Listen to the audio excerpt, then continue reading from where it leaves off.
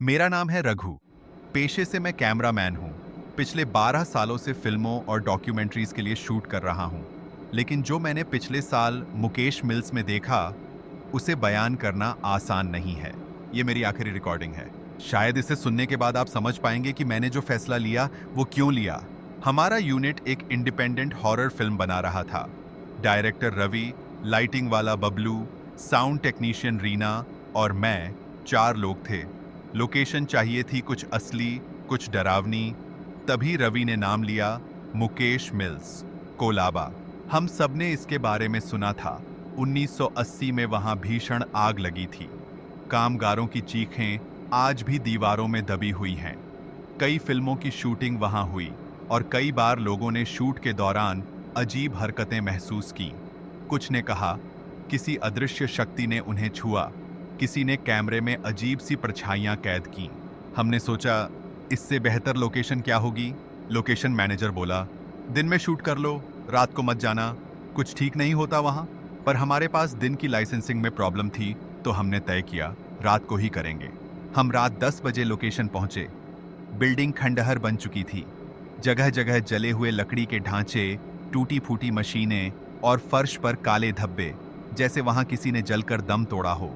पर camera roll हो चुका था।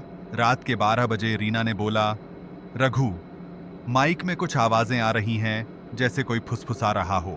मैंने हंसते हुए कहा, चूहे होंगे। लेकिन जब मैंने अपने कैमरे का प्लेबैक देखा, फ्रेम में एक पल के लिए एक औरत की परछाई दिखी। साड़ी पहने, चेहरे पर धुंध, और फिर गायब। हमने सीन रीटेक किया, पर हर बार वो परछाई कहीं ना कहीं दिख जाती। रवि को गुस्सा आ गया। कोई मजाक कर रहा है क्या? रीना, देखो, कोई अंदर छिपा तो नहीं है। हम सब ने मिलकर बिल्डिंग का कोना कोना छान डाला। तभी पीछे से रीना की चीख सुनाई दी। वो जमीन पर थी, कांप रही थी, आंखें उलटी हुई, और आवाज वो उसकी नहीं थी।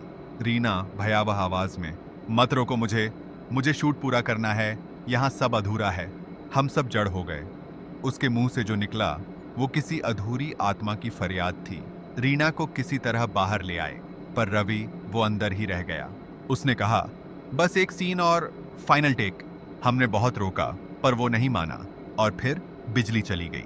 5 मिनट बाद जब जनरेटर ऑन किया, रवि कहीं नहीं था। कैमरा वहीं गिरा हुआ था, ऑन। उसमें रिकॉर्ड हुआ था एक औरत रवि को देखती हुई, और अगले ही पल कैमरा ब्लैक। बबलू तो अगले दिन ही शहर छोड़कर भाग गया। रीना में फिर कभी होश नहीं आया, अब एक मानसिक अस्पताल में है। और मैं लौट आया, पर मेरा मन वहीं रह गया, उस मिल्स की दीवारों के बीच। हर रात वो परछाइयां मुझे घेर लेती हैं। कोई मेरे कान में फुसफुसाता है, फिर से शूट करो।